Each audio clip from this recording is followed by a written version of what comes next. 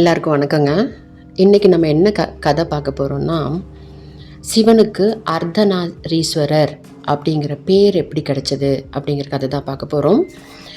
ஒரு தடவை மரீச்சி அப்படிங்கிற ஒரு மகரிஷி அவர் ஒரு யாகம் நடத்துகிறாருங்க. அந்த யாகத்துக்கு அந்த ஒவ்வொரு ஜென்மாவும் எடுப்பாங்க இல்லைங்களா. அப்போது சிவனுடைய பத்னி அப்போ சதியோட அப்பா, அந்த ஜென்மாவில் சதியோட அப்பா தக்ஷனோட பொண்ணு தான் சதியோடைய ஹஸ்பண்ட் தான் சிவன் அந்த இதில். அப்போது எல்லாரும் இந்த யாகத்துக்கு வர்றாங்க. தக்ஷனும் வர்றாங்க, சதி, பரமசிவன், பிரம்மா எல்லாரும் கலந்துக்கிறாங்க. அப்போ என்ன ஆகுதுன்னா, எல்லாருமே அந்த யாகத்தில் இருக்கும்போது இவர் தக்ஷன் வரும்போது சிவனுக்கு மாமனார் முறையாகுது இல்லையா தக்ஷன். அப்போ குருஸ்தானம். அப்போ குருவை அவமதிக்கிற மாதிரி சிவன் எண்ணிக்கலை, பிரம்மாவும் எண்ணிச்சு ஒரு நமஸ்காரம் பண்ணலாம். இது தக்ஷனுக்கு செம்ம கோபம் வருது. அவர் என்ன பண்ணுறார், கோபமாக சிவன் பரமசிவனை சபிச்சுட்டு போயிடுறார். உங்களுக்கு யாகத்தில் இருக்கிற அந்த ஹவிஸ் எல்லாம் இன்னும் உங்களுக்கு கிடைக்கக்கூடாதுங்கிற மாதிரி அவர் கோபமாக போயிடுறார் தக்ஷன், சதியோட அப்பா. இதை பார்க்குறது நந்திகேசரர் யாருன்னா நம்ம சிவபெருமானுடைய வாகனம் அல்லவா. நந்திகேசரர் என்ன சொல்கிறார், இவர் இப்படி சபிச்சுட்டு போகிறதுக்கு நியாயமே இல்லை. ஏன்னா சிவபெருமான் சர்வஜன் அப்படிங்கிற மாதிரி எல்லா உலகத்தையும் காக்கிறவர் அவர். இவருக்கு ஆடோட தலை தான் இவருக்கு இதாகும். இவருக்கு மனுஷ தலையே இருக்கிறதுக்கு நியாயமே இல்லைங்கிற மாதிரி நந்திகேசர் சொல்கிறார். தக்ஷன் போகிறாரு. அங்கே போனதுக்கப்புறம் அவர் என்ன நினைக்கிறார், இப்படி நம்மளை அவமதிச்சா தன்னை மருமகனை கூப்பிடாம நம்மளும் ஒரு பெரிய யாகம் நடத்தணும் அப்படின்ட்டு அவர் ஒரு யாகம் நடத்துகிறார் தக்ஷன். அந்த யாகத்தில் எல்லாரும் வர்றாங்க. விஷ்ணு, பிரம்மா, கந்தர்வர், யக்ஷர்கள், ரிஷிகள், இந்திராதி தேவர்கள் எல்லாரும் வர்றாங்க. எல்லாரையும் இன்வைட் பண்ணுறாங்க. சிவனுக்கும் சதி தேவிக்கும் மட்டுக்கும் அழைப்பு விடுக்கலை. யாகம் பயங்கரமாக நடக்குது. அப்போது சந்தீபி மகர்ஷி அப்படிங்கிறவர் என்ன சொல்கிறார், சிவனை கூப்பிடாம நம்ம இது பண்ணுறது சரியில்லை. ஏன்னா அவர் காத்தல் தொழிலில் இருக்கார். அதனால் நீங்கள் கண்டிப்பாக யாகத்துக்கு ஹவிஸ் கொடுக்கறதுக்கு சிவனுக்கு தான் ஃபஸ்ட்டு உரிமை இருக்குது, கூப்பிடுங்க அப்படின்னு கேட்குறாரு. தக்ஷன் கூப்பிட மாட்டேன் அப்படிங்கிற மாதிரி அவரும் சொல்கிறார்.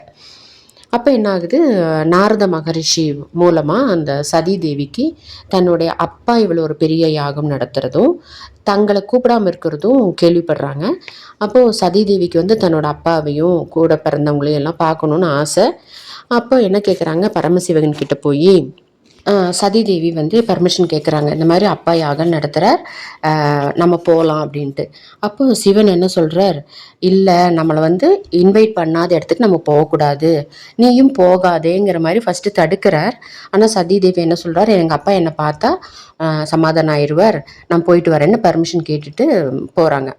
அப்போது சிவன் என்ன சொல்கிறாருன்னா, நமக்கு நம்மளை மதிக்கலை அப்படின்னா அது சரியில்லை, நம்மளை அவமதிக்கிற மாதிரி, அதுக்கு பதிலாக நம்ம ஜீவ தியாகம் கூட பண்ணிடலாம் அப்படிங்கிற மாதிரி சொல்கிறாரு.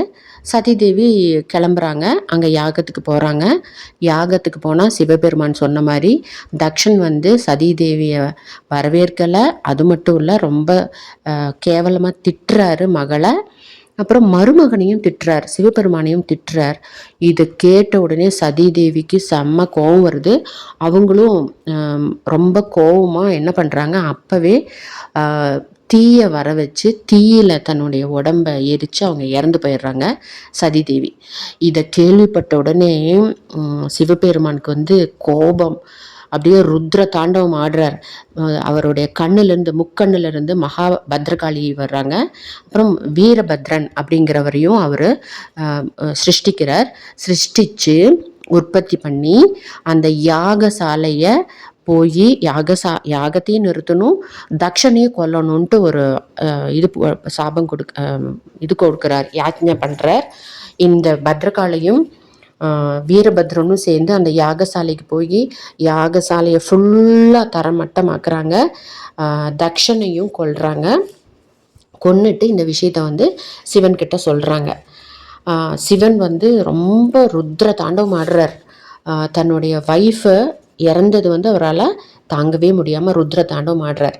அப்போ இந்த தாண்டவம் ஜாஸ்தியான சிவனோட கோபம் ஜாஸ்தியான உலகத்துக்கே ஆகாது அப்படின்ட்டு மற்ற மும்மூர்த்திகளில் பிரம்மாவும் விஷ்ணுவும் வந்து சிவபெருமானை வேண்டி சிவபெருமானோட சிவ சகஸ்ரநாமம் இருக்குது, அது விஷ்ணு சொல்கிறார். விஷ்ணு பகவான் வந்து சிவ சகஸ்ரநாமம், சிவனை பற்றின 1000 நாமங்களை சொல்லி அவரை குளிர்விச்சு அவருடைய கோபத்தை தணித்து இந்த மாதிரி இருக்கக்கூடாதுன்னு சொல்லி அவங்க அந்த சிவபெருமான்கிட்ட வரன் வாங்கி, சிவபெருமான் என்ன சொல்கிறார், கோபம் தீர்ந்ததுக்கப்புறம் தக்ஷன் நடத்தின யாகம் பூர்த்தி பண்ணணுன்ட்டு அப்புறம் எல்லாரும் போய் தக்ஷ யாகத்தை பூர்த்தி பண்ணி நம்ம நந்திகேஸ்வரர் சொன்ன மாதிரியே அந்த இவருக்கு வந்து புனர்ஜென்மம் கொடுக்குறார். தன்னுடைய மாமனாருக்கு தக்ஷனுக்கு புனர்ஜென்மம் கொடுத்து அவருடைய தலைக்கு பதிலாக நம்ம நந்திகேஸ்வரர் சொன்ன மாதிரி ஆடோடைய தலையை வச்சு அவருக்கு